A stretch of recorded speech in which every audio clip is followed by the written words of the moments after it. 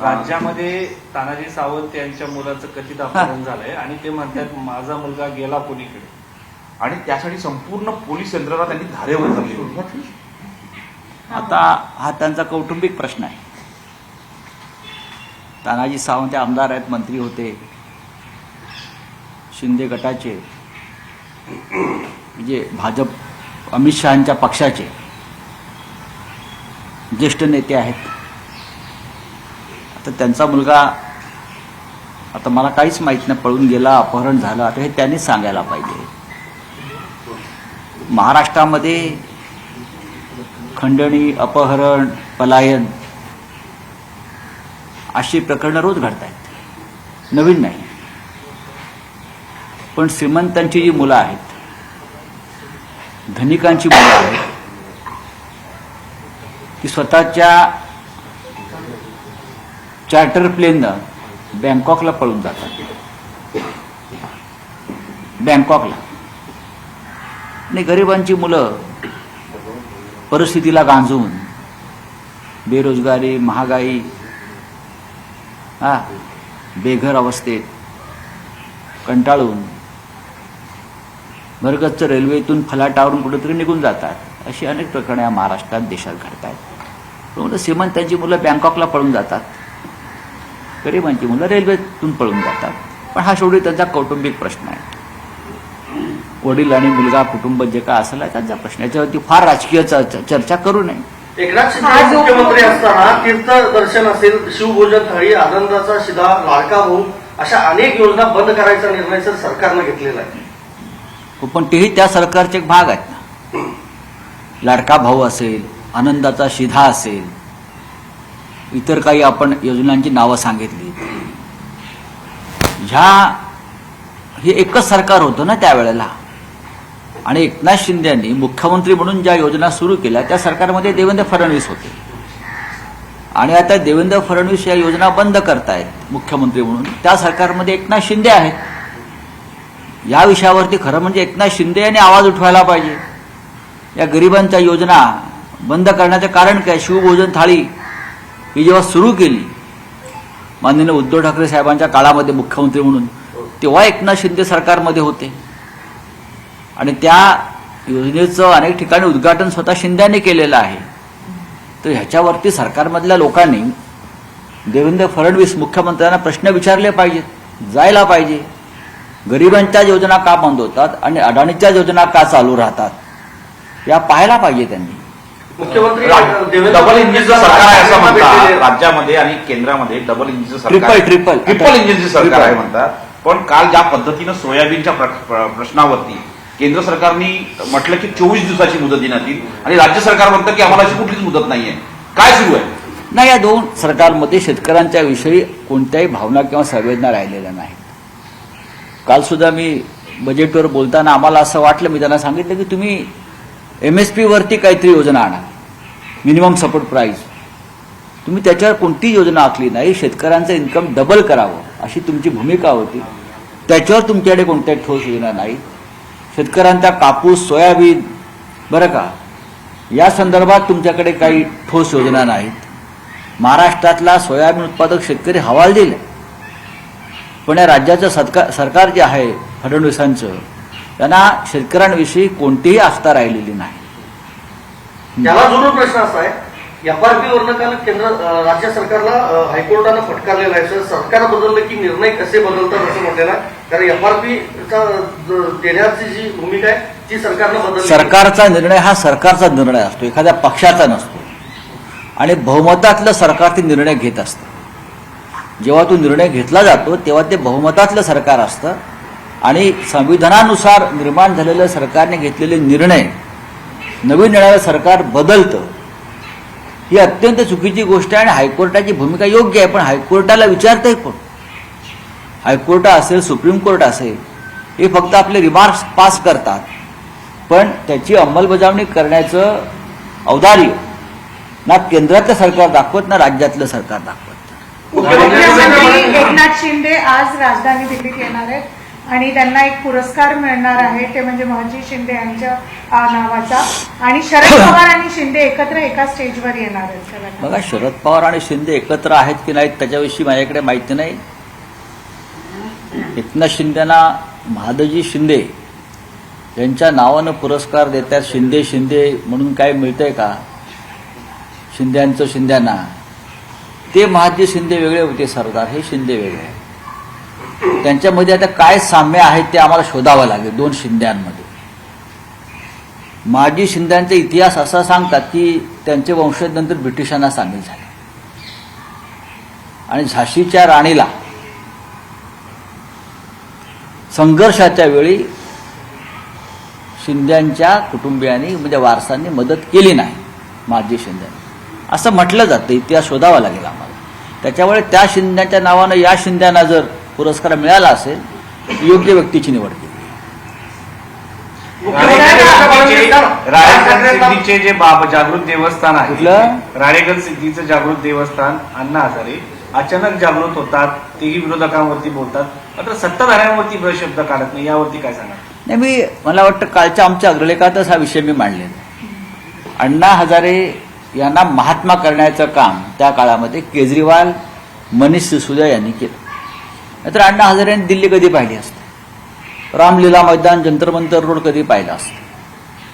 त्यांनी जो काय त्यावेळच्या आंदोलनाला जो काय आवाका दिला, त्यामुळे अण्णा हजारे हे देशाला माहीत झाले.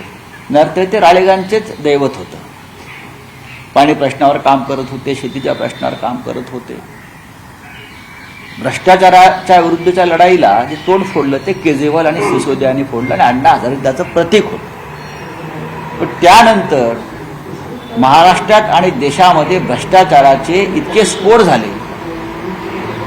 मग मोदींचं सरकार असेल, शिंदे फडणवीस यांचं सरकार असेल, अण्णा हजारे यांनी राळेगणमध्ये साधी कुसही बदलली नाही. हे दुर्दैवानं सांगा असं वाटतं. प्रत्येक वेळेला ते भ्रष्ट सरकारच्या बाजूने उभे राहिले. अण्णा हजारे यांच्याकडनं लोकांची अपेक्षा नव्हती. आताही अण्णांची भूमिका ही संशयास्पद. अण्णा हजारेंनी ते गांधीवादी आहेत आणि गांधींनी जी सत्याची कास धरली ती जर त्यांनी धरली तर आजही आम्हाला अण्णांकडून अपेक्षा आहे. अशा मुस्लिमचं जे कौतुक केलं एकनाथ शिंदेचं, त्यावर रश्मी ठाकरेंनी नाराजी व्यक्त केली आहे सर. असं तुम्हाला कोणी सांगितलं? बातम्या अशा बातम्या तुम्हीच देता. आशा भोसले यांचं वय 91 वर्ष आहे, हे लक्षात घ्या. एकनाथ शिंदे आज खासदारांची भेट घेणार आहे. कोण? एकनाथ शिंदे सगळ्या आपल्या खासदारांची भेट घेणार सगळ्या आहे. म्हणजे कोणाच्या? एकनाथ शिंदेच्याच गटातला. हा, मग गटातला बोला ना. म्हणजे ते अमित शहाच्या पक्षाचे जे खासदार त्यांच्याकडे आहेत. एकनाथ शिंदेचे खासदार हे अमित शहाचे खासदार आहेत. अमित शहा गटाचे खासदार आहेत. शिंदेना पक्ष नाही, त्यांचा पक्ष अमित शहाच्या मालकीचा आहे. मी आता सांगतो. काल तिथे जे भोजन होतं त्यांनी सांगितलं की सगळ्या आमदारांना, सर्व पक्षीय आमदारांना बोलवलेलं, जे प्रशिक्षणासाठी आलेले. त्यात उद्धव ठाकरे यांच्या गटातले पक्षाचे आमदार गेलेले नव्हते. का जावं? भारतीय जनता पक्षाच्या अशा कार्यक्रमांना आम्ही जात नाही. आम्ही खरोखर जात नाही ना, कारण त्यांचं मन साफ नाही. छगन भुजबळ म्हणतात हिमालयात राहणारे संत आहेत, त्या संत महंतांचा काय उपयोग? असं कोण? काय काय छगन भुजबळ म्हणतात. काय म्हणतात? जे संत महंत आहेत हिमालयात राहतात, शिक्षण असो, आरोग्य असो, याच्यामध्ये काही बदल होत नाही. त्याचा काय उपयोग होतो? मला काहीच उपयोग नाही त्याचा. मग ठीक आहे, भुजबळ साहेबांचं मत असेल. ते प्रबोधनकार ठाकरे, महात्मा फुले, संत तुकडोजी महाराज यांचे अभ्यासक आहेत माझ्या माहितीप्रमाणे, पण त्याच्यावरती मी मत व्यक्त करणार नाही. उत्तर प्रदेशमध्ये हिंदूंचं सरकार आहे. सध्या तिथं प्रयागराज इथं कुंभमेळा सुरू आहे, मात्र हिंदूंची लूट सुरू आहे. विमान कंपन्या मोठ्या प्रमाणात, विमान कंपन्या, रिक्षावाले, पाणीवाले, हॉटेलवाले, गाडीवाले, सगळ्याच बाजूनी भाविकांची लूट सुरू आहे. 15-15 तास लोक रस्त्यावर आहेत. त्याला मी रोड अरेस्ट म्हणतो. Road arrest. रस्त्यावर आहेत, गाडी हलत नाही, याला रोड अरेस्ट म्हटलं जातं. आणि सरकारनं हात वर केले. तुम्ही कुंभसाठी देशभरातून, जगभरातून हिंदूंना आमंत्रण दिलेलं आहे, हा, कुंभमध्ये सामील होण्याचं. मग ज्यांना तुम्ही आमंत्रण दिलात, आपण यजमान आहात. भाजपचे जे मुख्यमंत्री आहेत ते यजमान आहेत आणि यजमानाने पाहुण्यांना कुंभमध्ये आलेलं असं वाऱ्यावर सोडलेलं आहे. पण हिंदूंचं सरकार आहे, हिंदू लोक तिथे येतात, विमानांच्या कंपन्या जवळ 55,000 रुपयाची लूट करत आहेत. रेल्वेत जागा नाही. रेल्वेत जागा नाही, लोक हिंदूंसाठी मतदान करतात. हो, पण मतदान करणाऱ्यांना पण थोडं आता अक्कल आली पाहिजे. हे कसं मार्केटिंग चाललंय राजकीय. कुंभ हा राजकीय सोहळा झाला. कुंभचं पावित्र्य भारतीय जनता पक्षानं नष्ट केलं. काल देशाच्या राष्ट्रपती कुंभसाठी गेल्या. 12 तास लोकांना वेठीस धरलं. 12 तास कुंभच्या त्या त्रिवेणी संगमावर कोणाला जाऊ दिलं नाही. बोटी बंद केल्या, वाहतूक बंद केली. 12 तास किमान 3 ते 4 कोटी लोक तिकडे होते. 12 तास लोकांना पुढे येऊ दिलं नाही राष्ट्रपतींच्या स्नानासाठी. ही व्हीआयपी कल्चरचे कुंभमध्ये आलं या वेळेला. त्याचा किती फटका भाविकांना बसतोय. राष्ट्रपतींना जाण्याविषयी आमचं काय म्हणणं नाही ना, पण 12 तास तुम्ही आंघोळीला का 12 तास लागतात का? अशी कोणती आंघोळ असते, स्नान असते? 12 तास साठी राष्ट्रपतींसाठी अख्खं प्रयागराज बंद करून टाकलं, घाट बंद केले, त्रिवेणी संगमावर कोणाला येऊ दिलं नाही, गाड्या घोडे बंद केले, बोटी बंद केल्या. हा काय कुंभमेळा आहे का? शिंदे सेनेचे खासदार उद्या प्रयागराजला जाऊन स्नान करणार आहेत. त्यांनी अमित शहाची परवानगी घेतली आहे का? ते चालले आहे, पण त्यांनी त्यांच्या पक्षाच्या नेत्याची परवानगी घेतली आहे का? त्यांनी अमित शहाची परवानगी घेतली असेल त्यांनी जरूर जावं, काहीच हरकत नाही जायला. चला, थँक्यू. बोलिए. सर, रिपोर्ट्स आ रही है कि आम आदमी पार्टी के पंजाब यूनिट में इंटरनल डिस्प्यूट शुरू हो गए हैं और आज मीटिंग के लिए वो सब दिल्ली भी आ रहे हैं, एमएलए और भगवंत मान. बात ऐसी है, पंजाब में आम आदमी पार्टी की सरकार है और पार्टी का जो हाईकमांड है, केजरीवाल जी हो गए या मनीष सिसोदिया जी हो गए, वो दिल्ली में बैठते हैं. अगर दिल्ली के रिजल्ट के बाद यहाँ के हाईकमांड ने पंजाब में अपनी पार्टी को ठीक ठाक करने के लिए कोई कदम उठाया होगा और उनको बुलाया होगा, तो उसमें गलत क्या है? उनका पार्टी का अंदरूनी मामला है. पंजाब एक महत्वपूर्ण राज्य है, बॉर्डर स्टेट है और वहां ध्यान देना चाहिए. दिल्ली इलेक्शन के वोटिंग डे के दिन पहले आम आदमी पार्टी ने एलिगेशंस किए थे कि बीजेपी ने 15-15 करोड़ आम आदमी पार्टी के कैंडिडेट्स को दिए थे. उसको लेकर एसीबी ने कार्रवाई की और आगे और इन्वेस्टिगेशन होगा. इस मामले में जांच होगी. आप इसको किस तरह से होने दो जांच. भाजपा करेगी अभी जो आई है वो सब. अभी नई सरकार आई है, गृह मंत्रालय बीजेपी का है. अब ज्यादा जोर से जांच करेंगे, एसआईटी की स्थापना करेंगे, कुछ भी कर सकते हैं, करने दो. पैसे का खेल तो होता ही है. महाराष्ट्र में हमने देखा है पैसे का खेल बीजेपी कैसे करती है, तो दिल्ली में भी हुआ होगा. केजरीवाल पर आपको लगता है इनोसेंट है इन सब चीजों में? क्या केजरीवाल आपको लगता है इनोसेंट है इन सब चीजों में? मैं कैसे कह सकता हूं? अगर जांच है, जांच चल रही है, तो मैं कैसे बात करूं? आने वाले बंगाल के चुनावों में ममता बनर्जी ने भी बोल दिया कि वो कांग्रेस से अलायंस नहीं करेंगी, इंडिपेंडेंटली लड़ेंगी. देखिए, हमेशा पश्चिम बंगाल में ममता जी इंडिपेंडेंट लड़ी है, चाहे विधानसभा हो या लोकसभा हो. उसमें कोई ममता जी ने नई बात नहीं कही है. लेकिन हमारा ये हमेशा मानना है कि कांग्रेस पार्टी देश की बड़ी पार्टी है. अपने जो अलायंस है इंडिया ब्लॉक में है, उनके साथ उनका डायलॉग रहना चाहिए.